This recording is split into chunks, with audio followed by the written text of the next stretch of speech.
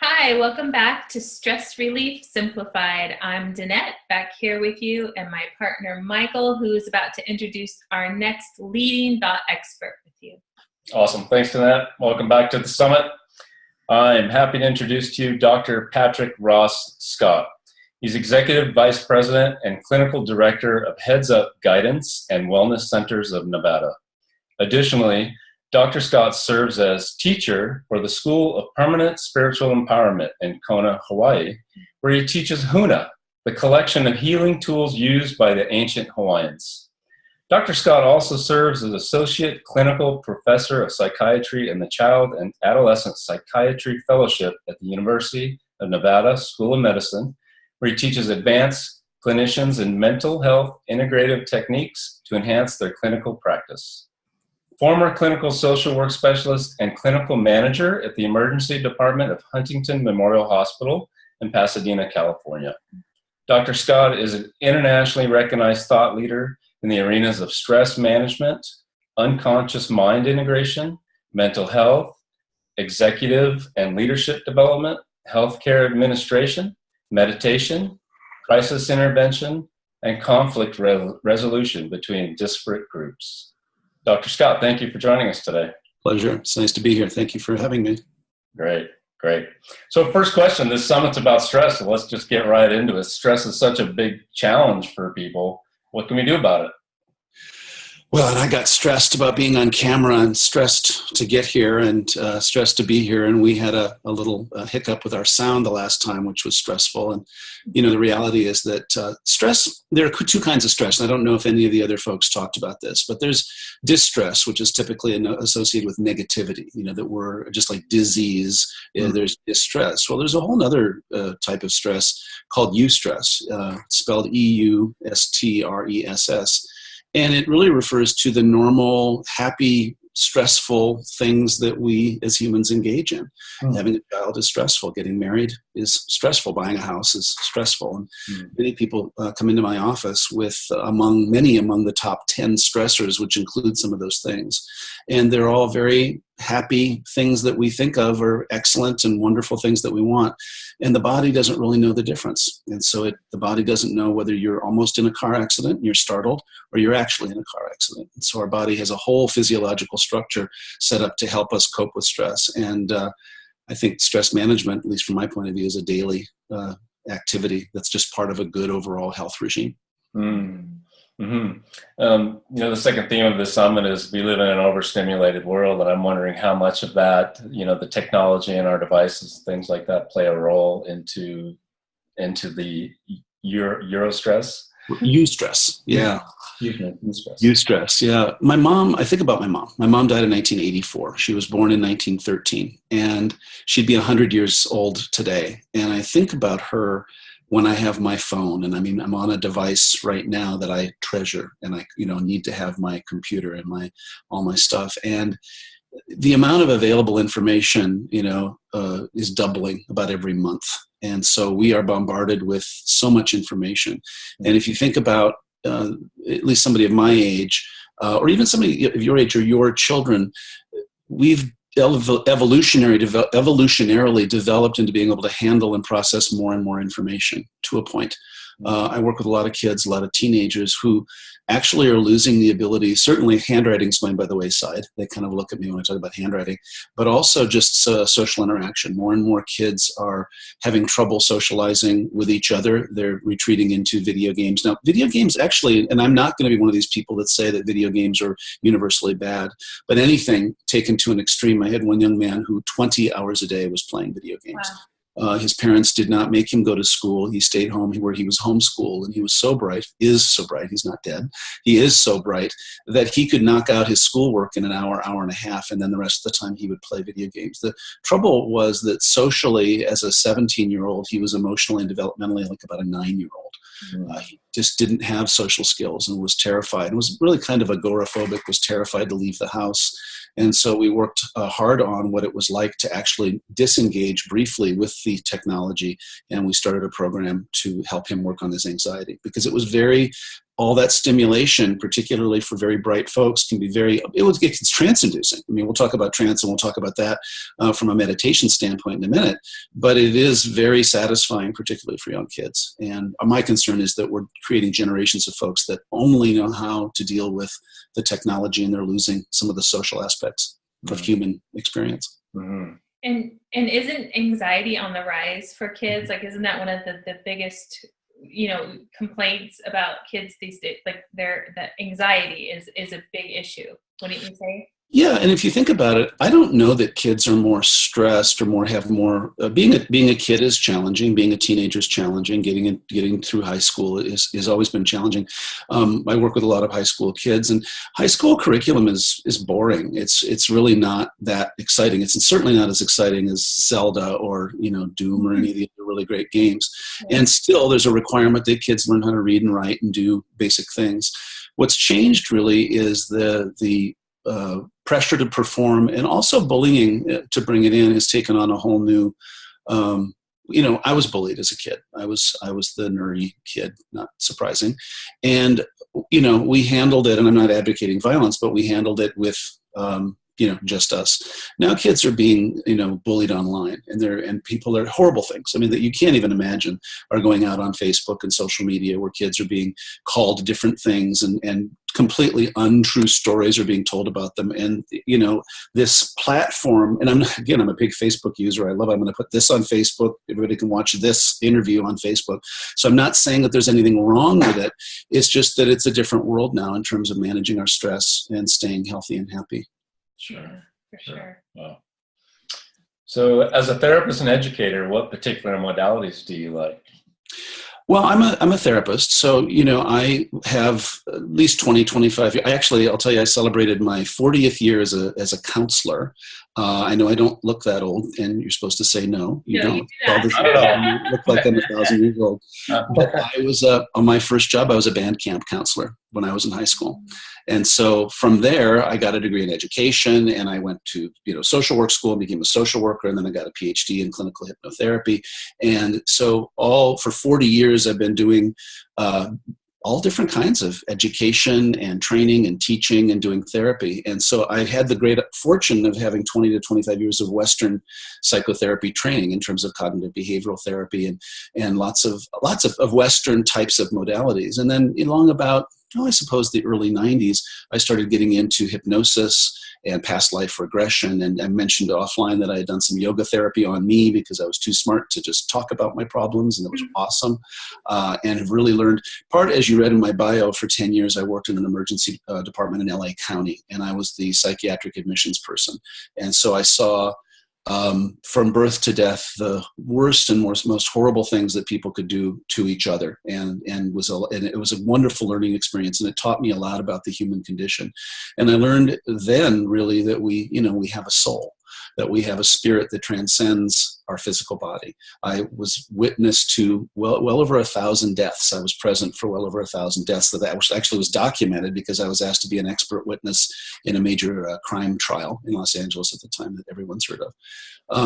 And so I had the opportunity to work very closely with the conscious mind, the unconscious mind, the physical body, and kind of how people responded in times of stress. And so long about the mid-90s, I started getting really interested in the unconscious mind and the higher self, the soul. And so since then, I've been really actively pursuing hypnosis, hypnotherapy, neuro-linguistic programming, and then a more esoteric realm called Huna, which is under the umbrella of hypnotherapy. It's the shamanistic study of healing practices of the ancient Hawaiians. And I can talk about that in a bit as well. Mm-hmm. Yeah, actually, that was actually the very next thing I was going to ask you, is to talk a little bit about Huna. And I know we're going to talk later about Oponopono, which I've heard of, which is a part of Huna. But in our research and connecting with you is the first I've heard of Huna, so I'm excited to learn more about it. Well, I was a PhD student, and I was, in any school program, you have required courses and you have elective courses. And in the course catalog, there was this 4-letter word, and it was Huna, H-U-N-A, not hula. Hula, by the way, the dance is a part of Huna, which people don't realize, but Huna, hula, one letter, big difference. Huna, taken together, and I'll talk about where that word comes from and how it works, is the collective teachings of the shamanistic principles of the ancient Hawaiians. And Hawaii, and the class was in Hawaii, which looked really good too. So I'm not going to lie. I got to go to Hawaii to take these classes when I was doing this, and so that was a draw. Didn't know what it was, but figured a trip to Hawaii. And the classes were, I think they were 9. The first ones were 9 days long. So it was a couple weeks in Hawaii, and that sounded really good too. What I learned is that Hawaii is the most isolated place on the planet. And if you think about history, and if you've done any reading or studying, and I'm, a big History Channel buff about the ancient Egyptians, or, the lost city of Atlantis, or the tarot during the Middle Ages, what came out of the tarot, where they put these really sacred teachings on these, what looked like playing cards, because during the Crusades, there was a lot of persecution around esoteric studies. The Hawaiians had their own collection of teachings that shockingly, or maybe not shockingly to you guys, mirror a lot of the other teachings around the world. And the difference was nobody got to them until the 18th century. So it was the early part, maybe 1720 or so, that actually Western civilization connected with the Hawaiian people. And the Hawaiian people, it's thought, migrated from Fiji, Tahiti, and other parts of Polynesia to settle in those islands. But what we have now is a collection of teachings that are relatively untouched. And we have a lot of the chants. And although Hawaiian was not a written language, it was passed down in an oral tradition, it has since been transcribed. And so what we have is about 18 different techniques, and I'm not going to go through all of them, but are pretty remarkable in terms of their ability to heal. And they come out of the Hawaiian culture, which had no metal. Their elements were, we talked about the elements, we talked about fire, air, water, and earth. There was no metal. There were no gemstones. Hawaii didn't really even have wood to speak of. They had bamboo and palm and things like that, but they would make dugout canoes. And the term kahuna, came up. And kahuna, which most people have heard from the Annette Funicello, Frankie Avalon movies, the kahuna of surfing, the big kahuna, you remember? I'm getting smiles. And a kahuna was a practitioner, was like a PhD, So you have the cardiologist, who's a good cardiologist, and there are many good cardiologists. Then you had the cardiologist's cardiologist, the master of masters, if you will, the mentor, the guru, the super top of the shelf practitioner who would teach the others, and that was called a kahuna. And there were kahunas of boat building, and kahunas of hut building, and kahunas of herbal medicine, which is called la'au, lapa'au. There was actually kahunas of what was called divination or prediction in the esoteric realms, which would be like predicting the weather, managing the weather. And these kahuna were often advisors to the royalty. And so the lineage that I practice from, that I'm in now, after many years of practicing this, is the 28th generation of a lineage that dates back to Kamehameha I. And you may notice I'm white. I'm not dark-skinned. I am not Hawaiian at all. I have no Hawaiian in me. And the reason I'm doing this, which is a deeper reason, is that for a couple of generations, nobody wanted anything to do with these teachings. These teachings were forbidden, certainly once the missionaries came, and long about the 1950s and 60s, people that were practicing these teachings started to die. I mean, they just started to pass away. They wanted to pass these teachings into their families, and we have a couple generations, like I said, that just wanted nothing to do with it. They wanted more technology. They wanted to be more into the 60s, the 70s, the hippie generation. And so our good fortune is that the lineage was passed into my kumor, my teacher's lineage, his family, and has come to me this way. And so I'm a part of that generation. These kahuna, and we don't use that word anymore. I'm not a kahuna. In fact, if anyone comes up to you and says, hello, I'm a kahuna, run, because the system that created kahuna no longer exists. And it's a neat word, and I'll talk about what it means in a second, but it doesn't, it's an old term. It's not, it's like if the system that created doctors, like if we had no more medical schools and we had no more PhD schools, if you will, 200 years from now, if somebody called themselves a doctor, it would be like a very archaic term that we wouldn't use anymore. Sure. Mm-hmm. Sure. And so I'm curious what questions you have now. What questions specifically do you have about Huna? Well, one, a new question. You said there are 18, correct? 18 aspects, yeah. 18 aspects of it. I think we only have an hour, and it's, 1,000 years of history, but, so I'll talk fast. So, and a lot of traditions did kind of go away from their mysticism parts of, and so it sounds like this is what you're working with your teacher to bring back in the Huna tradition. But you also mentioned that it's you could relate it to NLP or hypnotherapy. So that wasn't one specific question, but how could you maybe help us to understand a little bit more the application of it? Sure. What's great about being alive now is that science is validating what spiritual practices have said for centuries. And there's no greater application than that. And, I've worked very closely with Deepak Chopra and with Brian Weiss and with other thought leaders, Wayne Dyer. And part of what they've been doing for decades has been saying, what we're teaching isn't that different than has been taught in spiritual traditions for many years. And the cool part about Huna and the Hawaiians is that they were isolated, and they understood that energy exists. And I remember back in the day when people would say, I don't believe in energy, or I don't think energy exists. And it's funny now. I mean, it actually seems funny now that someone would actually say that, but they did. They said, no, the mind and body are separate. The mind and body are not connected. And, I'm going to work on your toe, and you're going to have to go somewhere else to have your head worked on, and that kind of thing. The idea in the Hawaiians had this. Now, let me preface this by not all Hawaiians were kahunas. Not all Hawaiians were royal. It's like not all British people are members of the royal family. The kahunas of various disciplines, remember there were different kinds of kahunas, worked in service of the community. They were the doctors, but they were also the spiritual practitioners. They were also the shamans. And the term was kahuna, but that under that fell shaman, advisor, priest, maybe, spiritual practitioner, healer, and there is no word for healer in the Hawaiian language. And so the translation really is one who can call the energy. And so what has remained completely intact, thankfully, in the Huna tradition is its aspect of mysticism and spirituality. And had we more time, I would tell you about, Native American chiefs that have come to our school to gain back the energy, the mysticism that has been lost through ritual. We've had members of secret societies come through our trainings to go to learn how to reinfuse what had become dogmatic and ritualistic back with energy. And so Huna is all about energy.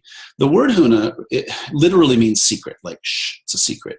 It's not indicative of what the collection of teachings is all about. It really was more referred to that when white people, forgive me, I don't know if I can say that here, came to Hawaii and started seeing these men, there were female kahunas too, but mostly men, doing these practices with other people. They asked the natives or the locals, so what is that? And they would just say, shh, that's Huna, which just meant it's secret, it's sacred. We don't talk about it.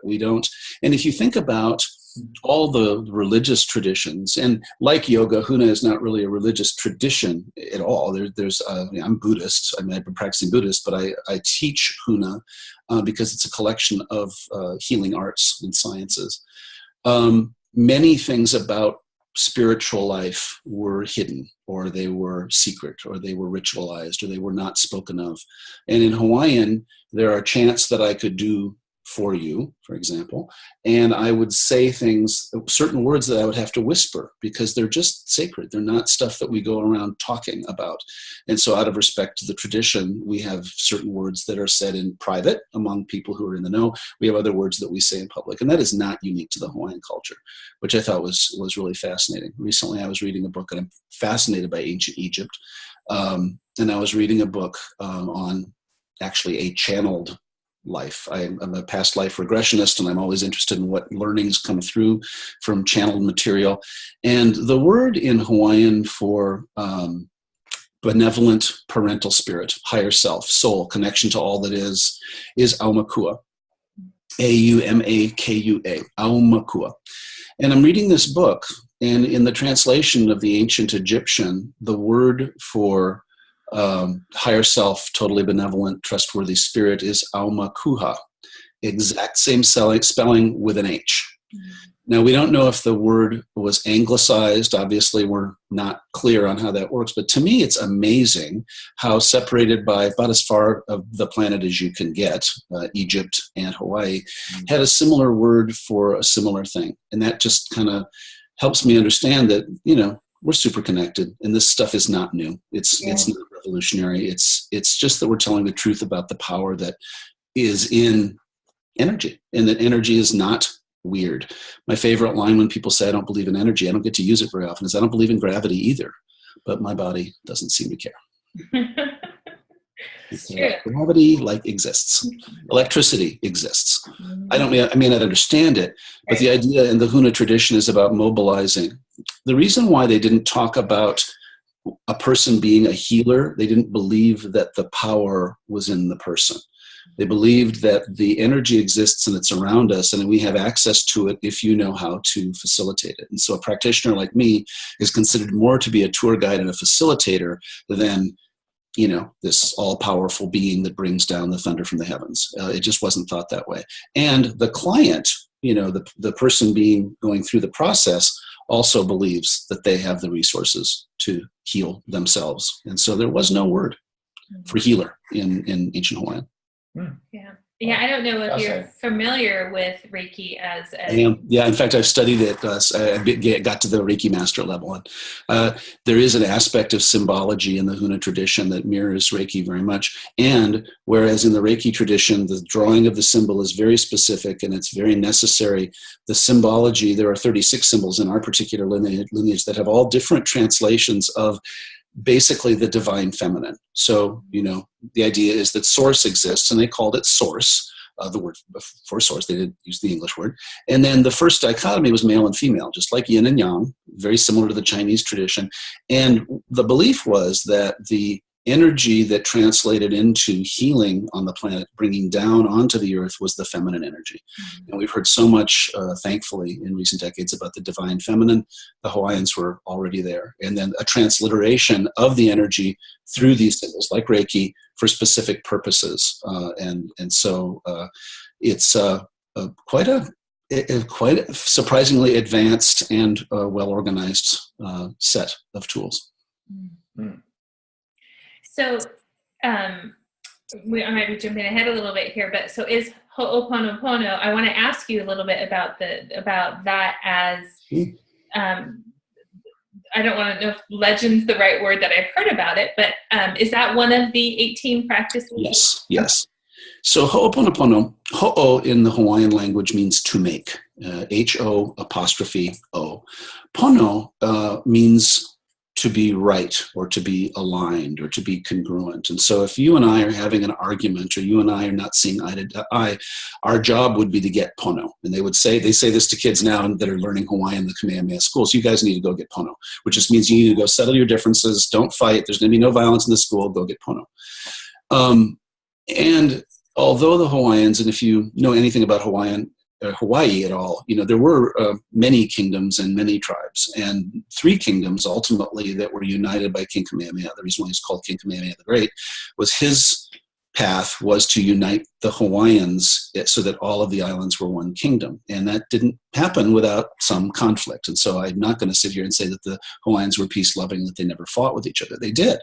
And the chiefs would meet and sit knee to knee and attempt to work out their differences using this technique called Ho'oponopono. Now, in the Hawaiian language, there are 7 consonants and 5 vowels. And so words mean many things. One word can mean multiple different meanings. Pono times 2 means I want to be pono with you, and I want you to be pono with me. So that's the pono, part of Ho'oponopono.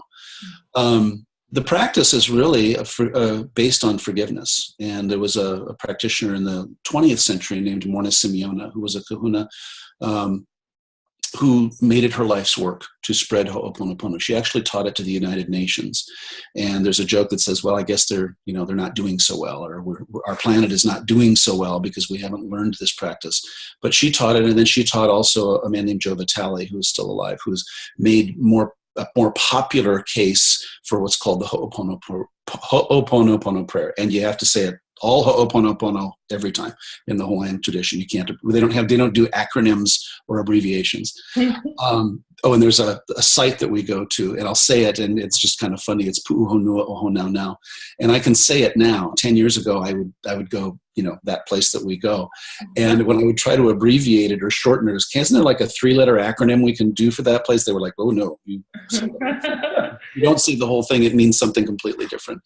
So, Joe Vitale was a Westerner, and he made it popular. And he's probably, Morna Simeona has some notoriety. He studied with her, and then Dr. Hugh Lin also studied with her, and he's made it fairly popular. It's a little bit different than the lineage that we have, but it's all good, because the idea is that if we can become Pono, if we can become aligned, congruent. Now, and I do this every day. I mean, this is one of the go-to techniques of the Huna tradition. And we mentioned the free gift. I do have a recording for all the listeners who would like to practice it.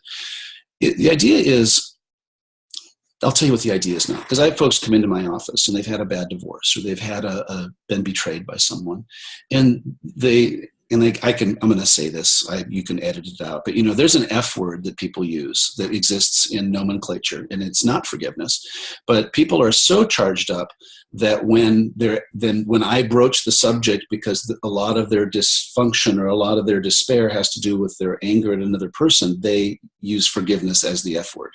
Like, there's no effing way I'm forgiving this person, not today, not ever. And the reality is that when we hold on to negativity that's based in another person, we suffer. I had a lady that was in a class. I teach a lot of classes for medical professionals, nurses, and physicians. And this was many years ago. And I was talking about the concept of forgiveness, and that forgiveness is really important. And she blurted out in front of 20 of her colleagues, so I'm supposed to forgive my uncle for molesting me when I was 7. And she said this in a professional gathering, and then she realized what she had said. And it stopped the room. It just stopped the whole room. And I said, okay, you've disclosed something really deep here. Are you likely to ever forgive him? And she said, no, I will never forgive him for what he did. And I said, do you still have access to him? Is he still alive? Well, no, he died a long time ago. And I asked her if she'd punished him enough. She paused and she started to cry, and she said, well, no, that's ridiculous. The only person that's suffering is me. So forgiveness is not about forgetting. Forgiveness is not about condoning. Forgiveness is not about making it okay that they did whatever they did. Forgiveness is about cutting the cord, the attachment, the attention on whatever the breakdown was. And the essence of love and aloha, we talk a lot about aloha in the Hawaiian tradition, is a kind of non-attachment where things happen and we need to cut the cords. We need to cut that so that we can move on and they can move on. And Ho'oponopono is a process by which you heal yourself in your mind's eye. You heal them. You heal them, so that in your mind's eye, it's a visualization. And then you say, I forgive you. Please forgive me too, to them in your mind's eye. And then you visualize a connection, a cord that you cut. And it's very simple, and it's on the recording. It's all spelled out on the recording. And it's pretty amazing when people can let go of this stuff. And again, I have a lot of overachieving clients, and they think they're going to start with their worst relationship ever. But we recommend that people do Ho'oponopono with everybody. I mean, everybody. And so the way the recording is set up is they'll bring groups of people out, your parents, your siblings, anyone you've ever worked with, your relationships, the people you are on the freeway with. You're in San Diego. The 405 doesn't go down that far. Whatever bad freeway you have in San Diego, you would want to do it with those people. Yeah, you'd want to do it with the people on the 5. Yeah. Because you don't want to carry that negativity around with you. And it's a very, very profound practice. And it's something I do because I work with a lot of people. I do it every day. And your version is 20 to 30 minutes long. My version is about 5 minutes long. And it's really a great practice. And it is probably, like I said, the most famous practice of the Hawaiian tradition of many other things. Mm. Wow. Yeah. Thanks for the clarity on that. It's something that I've been a little familiar with and have used it to great effect, just the little bit that I've known about it, because there's just a lot of spaciousness in forgiving. And I think also, there's like some romanticism about it being this Hawaiian thing, right? And so Hawaii is great. I get to go there all the time now. I love it. It's beautiful. My sister lives in Kona. I'll have to tell her about where you work. But yeah, I just think that it's Oponopono, like just even the energy in that. And as a yoga therapist, we use Sanskrit. There's energy in Sanskrit. So there is an energy to it, and to consciously choose to forgive is it's really powerful, really powerful. It really is. And a lot of people pause, or they have an issue. And again, as a therapist, I use these tools in my psychotherapy practice. If you come to me, you're going to get all of it.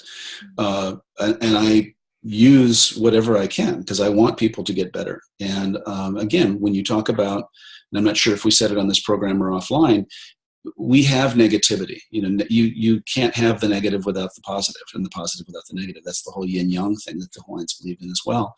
And that everything that has a front has a back. And there is a light ball and a dark ball. I mean, we could go through that dichotomy many times. And yes, we want to be happy. And we wouldn't know happiness or love if we didn't feel its opposite or its dichotomy. And so they were really okay. It was expected that you would certainly have negative feelings as well as positive feelings. Talking about stress management, for example, I started with this whole idea that there are so many things that cause you stress, buying a new house or having a child or having a pet. One of my children just got a new puppy, and it's hilarious because he doesn't want children, and now he's sure he doesn't want a puppy because, this puppy is quite a lot of work. But, it's a good stress to have. It's one of those kinds of things. And when we weigh our hearts down, or we weigh our spirits down, or we weigh ourselves down with negativity, over the long haul, and Michael, this from being in the military, it has, and I'm sure you know it as well. We all know what negativity feels like. It's stressful and it's hard on the body. And so the idea of having a mechanism to release negative emotions, fear, anger, hurt, sadness, guilt, a mechanism to release limiting decisions or beliefs you have about yourself. I'm not good enough. I'm not smart enough. I'm too tall, too thin, too short, too something. And then to have a mechanism also to release whatever we call it baggage. It's not a clinical term, but whatever stuff we have around our historical relationships is a very powerful triumvirate, if you will, or a trifecta of ability to get people pretty healthy pretty quickly. Because and as you said, Danette, they're taking responsibility. And the whole idea, I didn't actually define what huna is. The original words for what would be called huna today would be ho'omana. So you recall ho'o means to make. Mana is the word for energy in Hawaiian. That's a word that everybody knew. I knew about mana when I was I don't know where we got it, but it was in probably those Annette Funicello movies. I don't know. And mana, mana from heaven is a word that we know that means energy. Well, the Hawaiians also know that energy can neither be created or destroyed. And when we translated ho'omana, it really means empowerment. And so the only person, and they knew this, the only person you can directly control is yourself. The only person if you've ever had a 2-year-old, you can't control a 2-year-old's or a puppy's behavior. So we might as well take as much ownership as we can for controlling and influencing directly what we can, which is ourselves.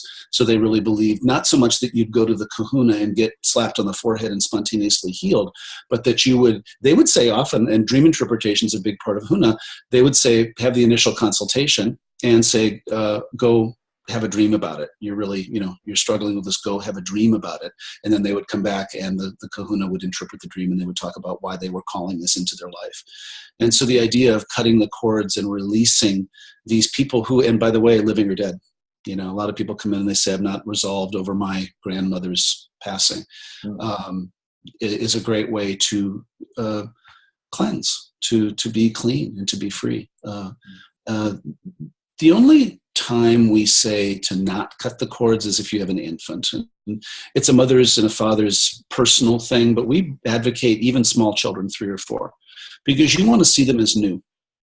And so cutting the way we were is making a new, fresh connection.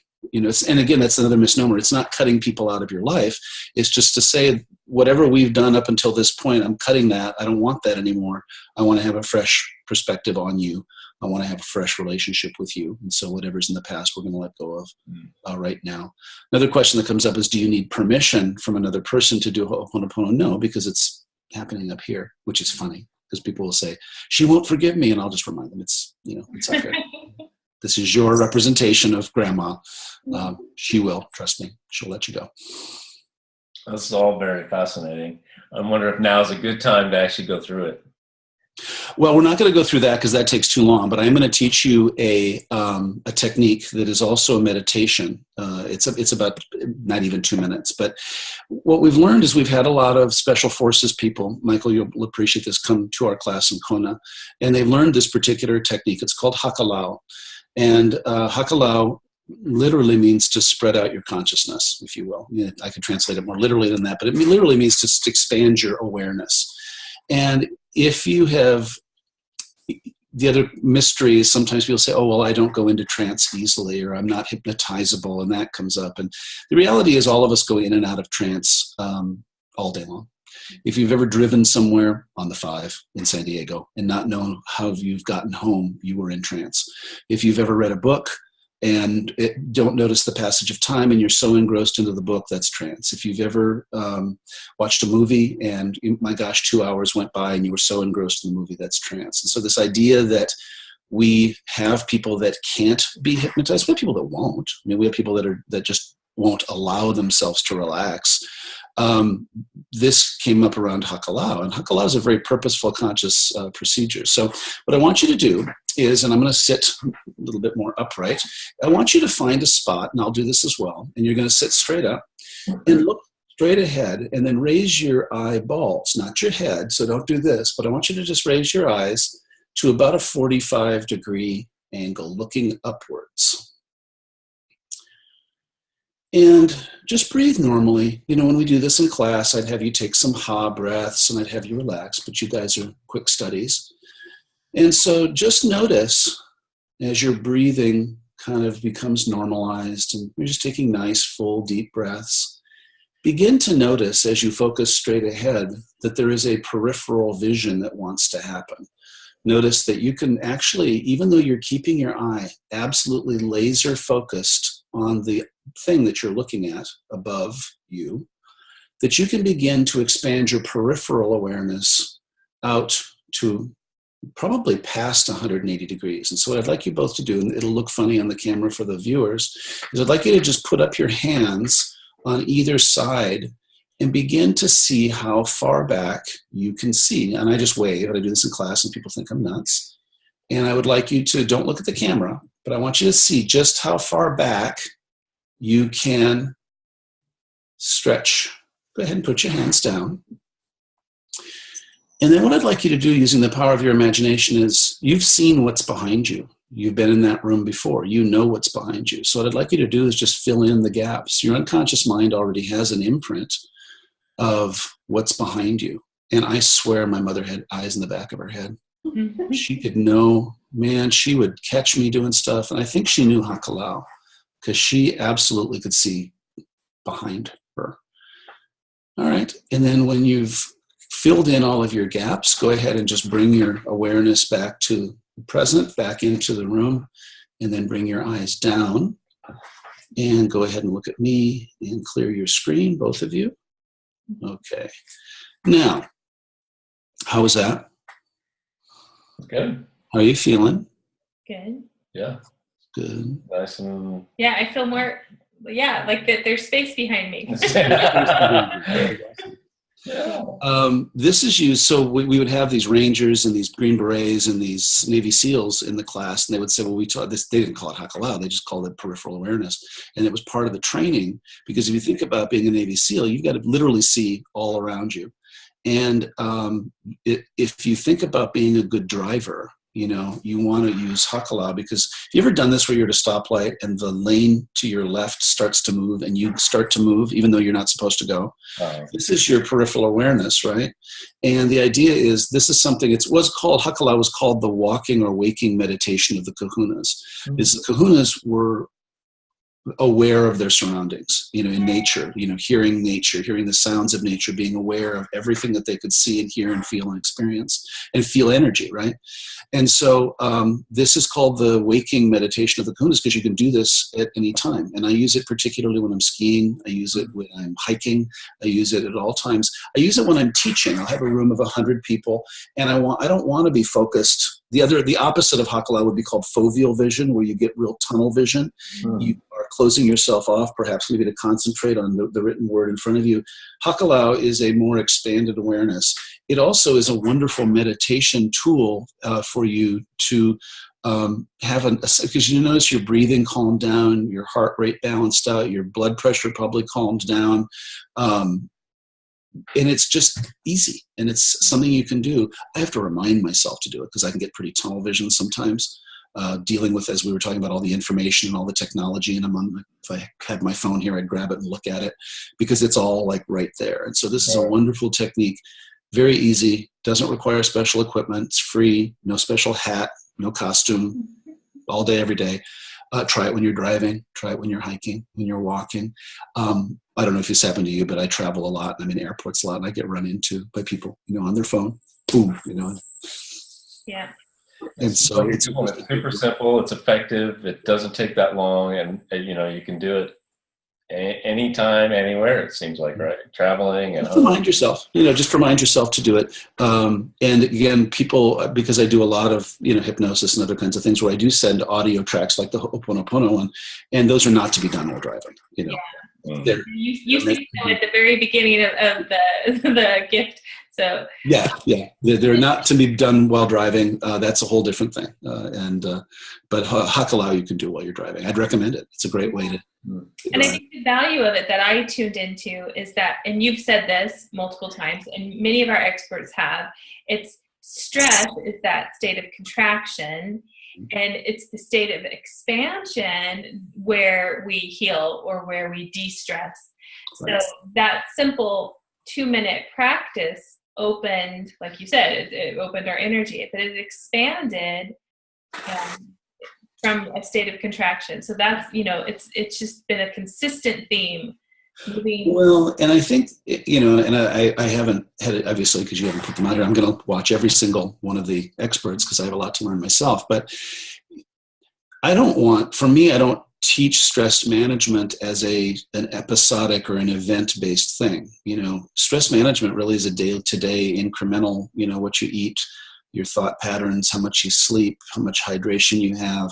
And Hakala can be done at any time. And sometimes if I have a really busy day in the office, and I have back-to-back like you guys do, just every day it's very contracted, I will take a break and I will go just walk outside for 5 minutes, 10 minutes, and I'll just take some nice deep breaths. I have to remind myself to do that because I'm an intense working person and I can get really in the zone of working, and it really is important. I just noticed through trial and error, when I do that, I sleep better at night and I'm not as stressed and I don't get sick and I'm not having as much physical pain. I have some, you know, chronic injuries that I won't bore you with, but I just noticed that my pain is better and, you know, things like that. But it's a day-to-day, all day long, every day. I think sometimes people say, oh, I don't have time for stress management, or I don't have time to come to Kona for 2 weeks to take a class, or I don't have time for a yoga class. And a lot of people don't. They have children and families. And so I always look for things that I can do that are not weather dependent. They don't cost any money. You can do them. And we do know, and I'm sure many of the experts have said this, that 20 minutes, a couple times a day of meditation is just really great. And so, and it's coming, science is validating that. It's not woo-woo, it's not weird, it's not strange to just try to shut your mind off, you know, for 20 minutes at least once a day. But they're also saying for years that, you know, 20 to 30 minutes of regular exercise, even a brisk walk, is great. It doesn't have to be 4 hours in the gym with, you know, a weightlifting competition. Right. That there's a little bit of that stress management goes a long way. It doesn't have to be this huge, huge commitment. And I just find myself living in the either or culture that we live. It's like, if I can't devote a couple hours to the gym, well, then that's it. I just can't go. And what I'm learning is, just for my own safety and health and well-being, is if I've got 5 minutes, there's something I can do. If I've got 10 minutes, there's something I can do. And I need to be more proactive about managing myself in a way that is healthful and not just about, achieving that next goal or getting that next thing. Yeah, you just summed up the whole theory behind this summit. Simplified. And yeah, that it could be that simple. Yep. Well said. Thank you. You sure did. Yeah, that's really important. We've never met before in my life. I did not plan that. We're not paying him. Wow. Yeah. That's great. But yeah. Wow. So this has been so great. Have we gotten all our questions? I don't think so. No? What you got? Well, one, we did jump ahead to the free gift. You shared that already. But we want to know a little bit about like what you're working on. I know you work a lot with mental health professionals, but yeah. So I mean, I'm a co-founder and co-owner of a big clinic in Nevada called HeadsUp Guidance and Wellness Centers Nevada. It's a low-income Medicaid clinic where we serve the underserved. We have 10,000 active patients, 10,000 square feet, 60 treatment rooms, where we integrate HUNA and neurolinguistic programming. We're doing biofeedback and really lots of cool stuff. And it's primarily for a low-income Medicaid population.